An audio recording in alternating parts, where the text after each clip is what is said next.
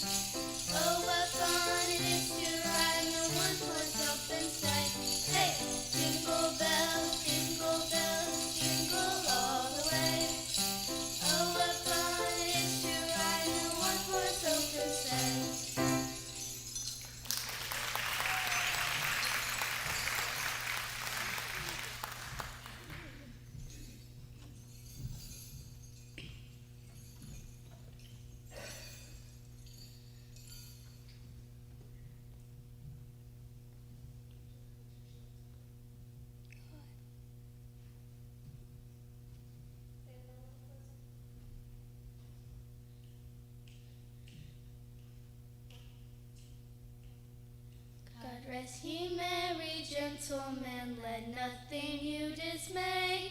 Remember Christ our Savior was born on Christmas Day to save us all from Satan's power when we were gone astray. Oh, tidings of comfort and joy, comfort and joy. Oh, tidings of comfort and joy. God rest ye merry gentlemen, let nothing you dismay. Remember Christ our Savior was born on Christmas Day to save us all from Satan's power when we were gone astray. Oh, tidings of comfort and joy, comfort and joy. Oh, tidings of comfort and joy.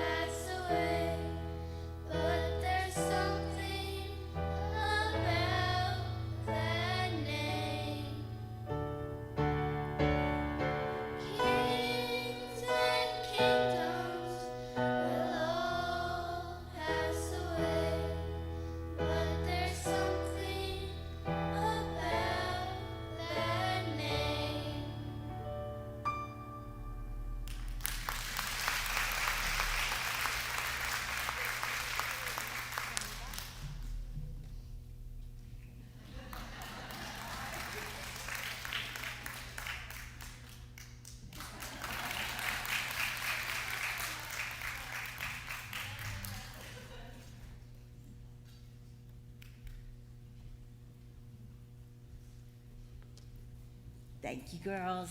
We appreciate that. I have a special person that I'm going to tell you about, and then she's going to come speak. I tried to think about my first memory of when I knew Janis Parrish, and I had to go all the way back to I was a child because our families went to church together. And the one, excuse me, my voice is a mess today.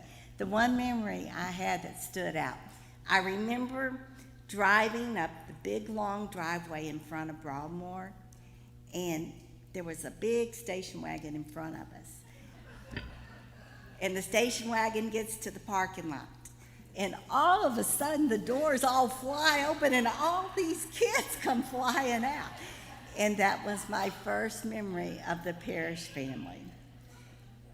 From those 6 children, there are, I hope I get these numbers right, there are now 26 grandchildren, 41 and a half great-grandchildren, and a half great-great-grandchild yet to be born.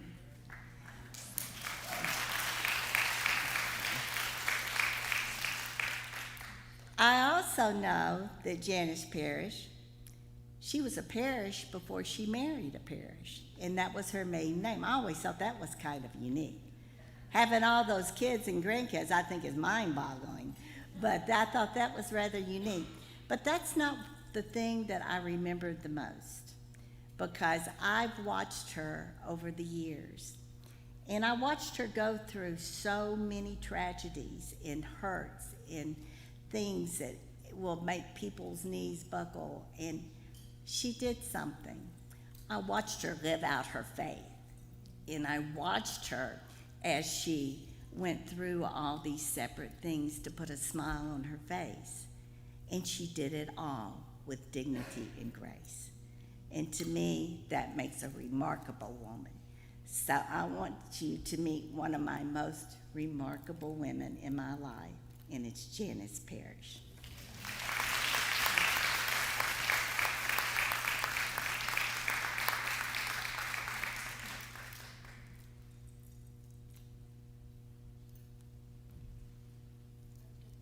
Oh, yes, you can.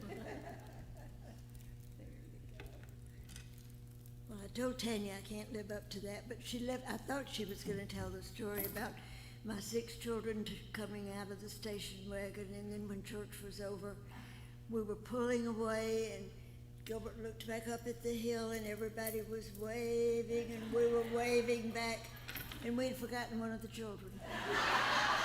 And so there's always a plus side to it. So.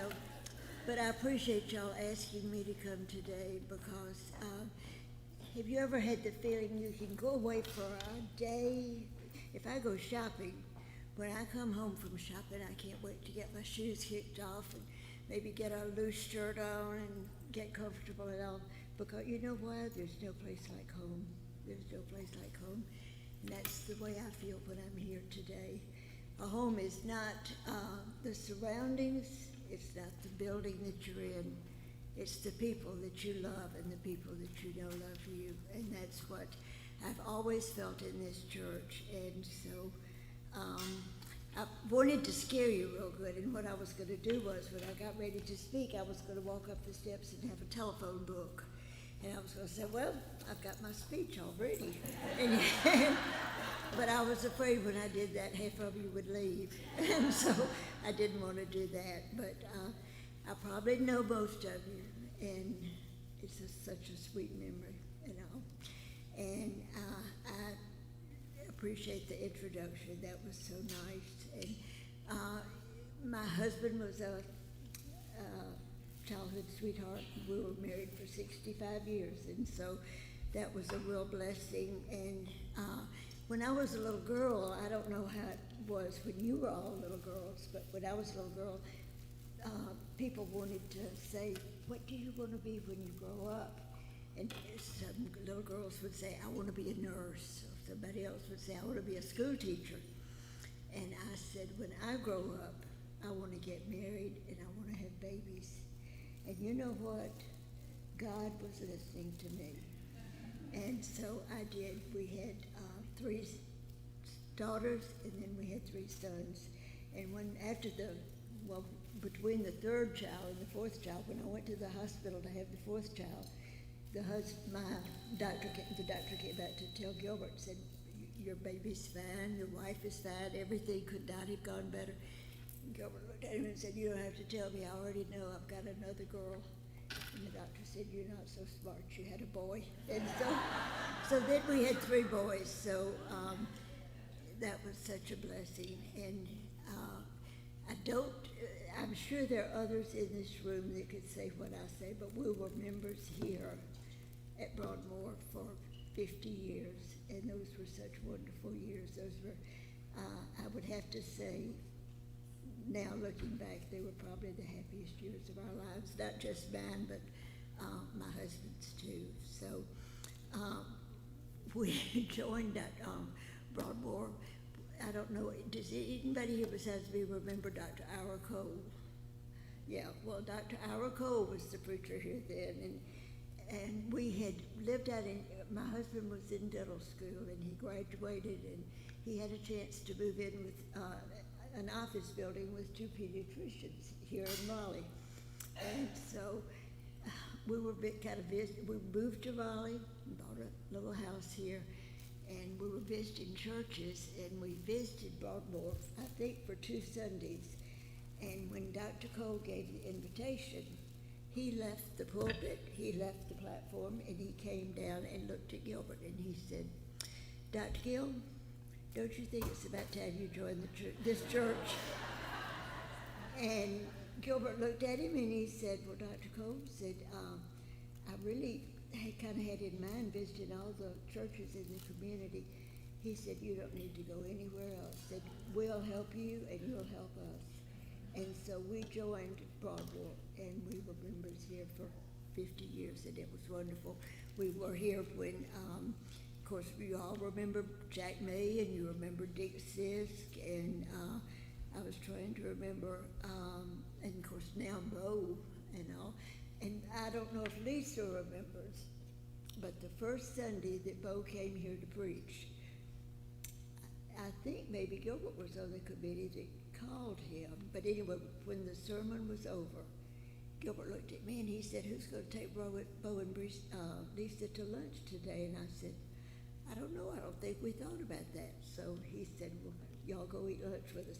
And I want to apologize now because his favorite place usually was either McDonald's or Crystal. So I hope we did not take you to one of those places to eat. But we have always loved Broadmoor, and I'm in a church now in Counts, Tennessee that I really love. And I think about different churches, and you know, different churches all have different philosophies, and they have different programs. Of course, when our children were young, I wanted real active children's and teenage programs. But you know, that's not what we go to church for. We got to come to worship. And when we came to Broadmoor, this was the place to worship. So I think about the people who changed churches at the drop of a hat. When you find a church where you can really worship, stay there. That's what it's all about. So I would like now to read, I'm going to read a long scripture to you. And Kathy and I had a discussion about it this morning. I bet over half of these people could answer the question I ask you. But anyway, do you know who wrote Ecclesiastes? Solomon. And do you know who Solomon was? He was the second wisest man in the Bible. Jesus was the wisest, and he was the second wisest. And so I want to read to you the first verse of chapter 3, and it says, to everything there is a season, a time for every purpose under heaven. And that's what our verse is about today. I know a talk like this shouldn't be personal, but I can't help it, it is. I'm 87, and I was thinking recently, it had nothing to do with the end of the year or the beginning of next year, but I thought, I'm almost 87. What can I contribute to the world today? What can I contribute to my church? Or I live in a community of kind of retired people. What can you do at 87 to make your life different, make your life count for the Lord? I'm too old to go to the mission field. I don't think they'd take me. So that's what I'd kind of like for you to think about today. I was going to tell you about my conversion. And I don't know if any of you in here are Sunday school teachers of young children, but I'll make this brief statement. Before the Second World War, we lived in Atlanta, Georgia. My mother and daddy, and I lived in Atlanta, Georgia. And when I said something about that in my Sunday school class, the people looked at me and they said, were you alive during the Second World War? Like that was just unheard of, but I was alive then. And I remember we went to First Baptist Church in Atlanta, and one Sunday, my Sunday school teacher said, Janis, we've got 5 or 6 little girls in our Sunday school class, and you're the only one who has not made a profession of faith. And she said, if you would make a profession of faith, our class would be 100%. Well, what would you do then if your Sunday school teacher told you that you would make a profession of faith? So I did not really realize what I was doing, and I thought about it years later. Then the war came, and at the end of World War II, we moved back to Atlanta. And I remember us living, and we were living out in what was called Buckhead, part of Atlanta, going to Second Potts to Leon Baptist Church, and Dr. Pollard, no, wait, it was Dr. Lee from Memphis, was there doing a revival. And one Sunday morning, he started preaching, and when he did, I became very convicted that I had never been saved. And my mother and Daddy and my sister and I were sitting in the balcony. And I got up from my seat and I started toward the steps. And my daddy was chasing me all the way. He said, "Janis, what are you doing? What are you doing?" I said, "I need to go down there and tell them I want to be saved." He said, you were. And he followed me all the way down the steps, but I knew that I had not been. So be careful of how you lead your children and your grandchildren, and think back about your own conversion. My remarks today are going to talk about my past, my present, and my future. And my past, I want to mention two people that were the most influential in my life just as a person. And the first person was my mother-in-law. And this is her daughter, Lois, staying here, and she was like a child of mine, because she was, I think, between 8 and 9 when Gilbert and I married. But right after we married, my parents moved away from Memphis, and my mother-in-law was so sweet to me. And not too long after we married, she said, "Janis, I want to tell you something about marriage." She said, "There are going to be times that you're going to do things Gilbert's not going to like. And there are going to be times that he's going to say things you don't want him to say. But if you get mad at him, I'll tell you just exactly what to do. His favorite meal is fried salmon patties and Great Northern beans and turnip greens." She said, "Now, when you open a can of salmon, mash those bones up, put egg in there, flour, but don't put any onion. He doesn't like onion." Then she told me how to cook the meal completely. And do you know that worked until the day he died? So she was a very, when I had all of my 6 babies, she would not hear of me going home to my house. I had to go to her house and sleep in her bed. And she waited. You would have thought I had a head amputation, because she just waited on me hand and foot and wanted to be sure that Gilbert did the same thing. So she was just a wonderful mother-in-law. And I wanted to be able to pass that on to my own daughters. I wanted them to be that kind of mother-in-law to their sons and their daughters, and all, so that they would know the blessing of it. The second person that was probably the most influential in my life was Kathy and I started, I think, at the same time going to a Bible study at First Baptist Church. It was called Bible Study Fellowship. And there was a teaching leader, and her name was Mary Ann Frazier. And she had, at one time I was thinking it was 4 sons, but I don't think it was 4. I think it was 3 sons and a nephew that she raised. But anyway, she was just such a godly woman. She wasn't a preachy kind of godly woman. She was the kind of godly woman that lived like who she belonged to. She lived like a Christian. She lived like what you would think that she had walked with Jesus every day and wanted to be just like he was. And so one day, anybody could talk to her. No frills, no fancy person at all. And one day I said, "Mary," and this was, I guess I was probably early 40s maybe at the time, but her 3 sons and this nephew were all serving in the Mideast, in the mission field. And of course, there was unrest there even then. And I just thought, my boys were so dear to me, and I thought, how in the world can she stand this, knowing what a terrible place they're in. So I said, Marion, how in the world do you stand it knowing that your boys are someplace that they could be killed or taken as hostages, or you just don't know what could happen to them? And she said, Janis, the safest place in the world to be is in the center of God's will. And I've thought about that so many times. You don't know, my husband liked to fly a little airplane. And I had to think about that. I had to claim that promise a lot.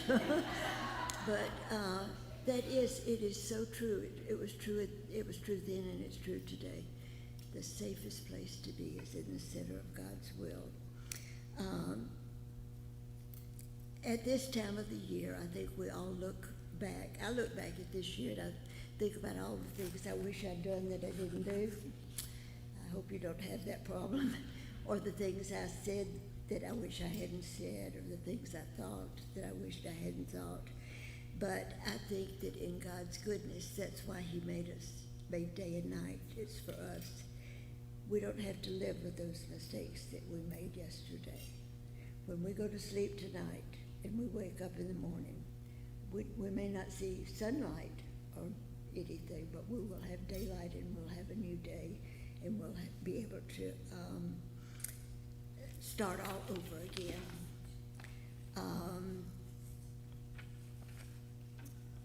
What's my whole train of thought here? Oh, I used to say, have you ever said, when my children are grown, I'm going to do blah, blah, blah, blah, or when they all leave home, I'm going to blah, blah, blah. Well, mine have all left home, and they're all doing blah, blah, blah.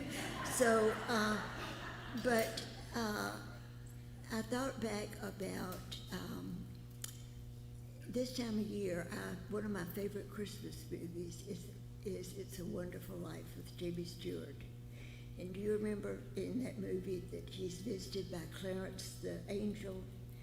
And Clarence the angel says, I want to show you what the world would have been like if you had never lived. And that is such a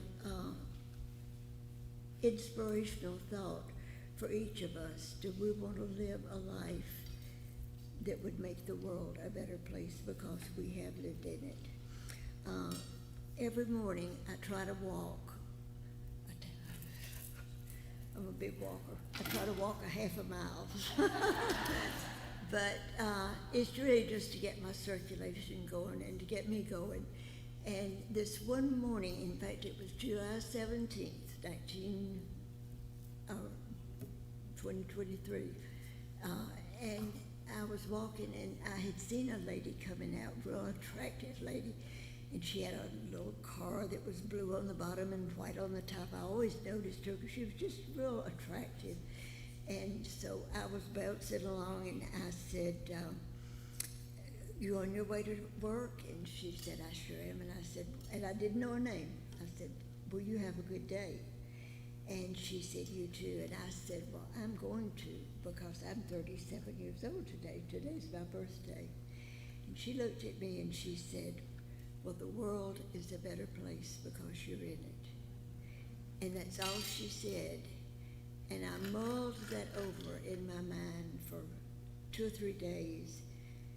And it did something to me. And so I sat down and I wrote a little note to her, and I told her, what you said meant so much to me, and it's given me so much to think about.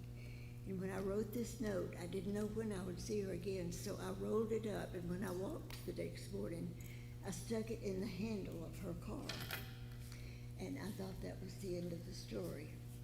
Well, Lynn, one of my daughter-in-laws came, and Randy, her husband, my son, and Sophie, their grandchild, came to see me a few weeks later, and they were visiting, and she said, is it okay if I take Sophie down to the swimming pool? There was a community pool down from where I live.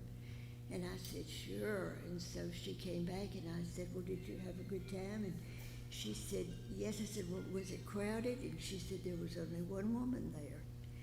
And I said, the lady asked me if I owned a unit here. And I but my mother-in-law does. And she said, who is your mother-in-law? And I told her that you were my mother-in-law. And she told about the incident of leaving the note in her car door. It was that lady. And she said, you know, I was at a real low place in my life. And when I got that note in my car door, I took it and put it in a little frame, and I still have it on my desk at work. And I'm saying that to say that if you have time to write a note, that's a good thing. If you don't, if you have time to give a smile, if you have a time just to say a word of encouragement, or to say, I love you, I know where you've been, or we don't have to do, Marianne, the person that I mentioned, said, we don't realize that one day when we get to heaven, God's not going to say, how many pelts do you have around your belt, showing how many people you've won to Christ. It's not going to be just that. It's going to be how many people had personal needs that you tried to help them with, or how many people did you love, not because you had a motive, but you loved them for my sake. You wanted them to know this is the love that Christ gave you and that you want to share with them. So I read a story this week about, I had to do a test on Kathy last night. I said, do you know who Oscar Hammerstein is? Because I thought that was just my theory. She said, yeah, I think he's a composer. Well, he was. He wrote the music of the Sound of Music, incidentally. Oklahoma wrote a lot of real famous songs. I said, well, do you know who Mary Martin is? Well, she knew who Mary Martin was. She was on Broadway, and she sang in a lot of these songs. And when he was in his latter years, he was dying, and Mary Martin went to see him at the hospital. And as she got ready to leave, he said these words to her. He said, a song is no song till you sing it. A bell is no bell till you ring it. And love in your heart wasn't put there to stay. Love isn't love till you give it away. And so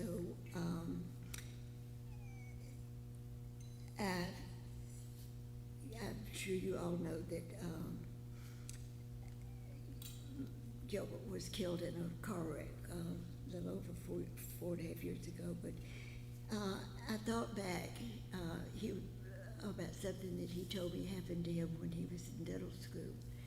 And he said that Marcia, our youngest daughter, he had to take down to the dental school because he had to extract a tooth on her. And he said when he put his hands on her arms and pulled her down from the chair, she looked at him and she said, Daddy, I didn't cry. And he said, I know you didn't cry. And she said, and you didn't say you were proud of me. And he said, I know I didn't say I was proud of you. So when Gilbert was killed, I thought, I've said all my life that I belong to Christ, that he died for me, and I love him for that.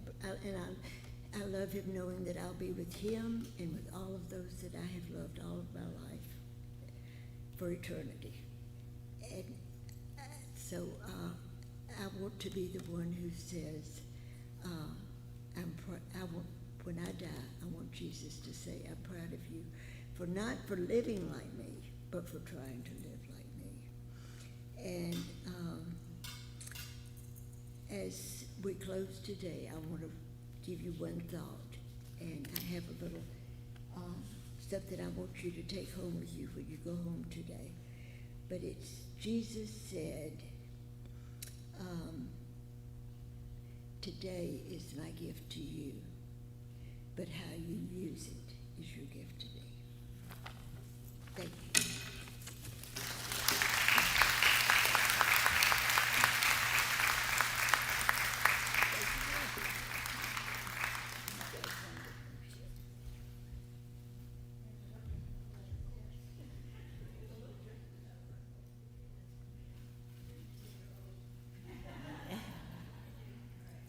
Thank you, Miss Janis. Any question about what a remarkable woman she is? And we have a couple of little surprises. We like surprises. All right, first of all, Yvonne Simmons made a little door prize to give to Miss Janis today. And we wanted to share it with you. And those of you that know Yvonne, you know what it is. Let's open it up here. I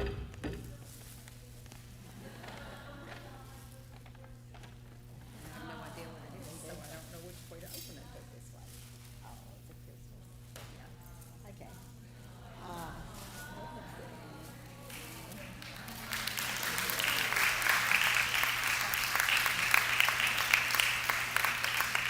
Isn't that gorgeous? Oh. Okay, and the other thing is, if a couple of the little girls back there will go get the brown baskets off the table and bring them up here so they can, we'll see. We have a little happy for you to take home today because you have been our blessing today, and we are so grateful that you did come. And I think the other baskets have the little red things. That's from Miss Janis. She's giving you a present too. Not only did she come and speak, we got presents for her. So, but anyway, I want everyone to pick up a little bag, a gift bag. Actually, you're gonna get two. You're gonna get a red one, okay? And then you're gonna get one out of the brown basket. All right, make sure you take it, and when you open it, look at it and remember this, what you're going to do to make this a special place, because all of you are so special and you have truly blessed us today, and we do thank you for coming. So girls, I'm gonna let you just kind of hang around. You may want to back up there on the tile to give you a little bit more room. And then as you leave today, and please feel free to talk a little longer, but we have completed our program, and we do thank you again for coming. Thank But you. I wanna get pictures.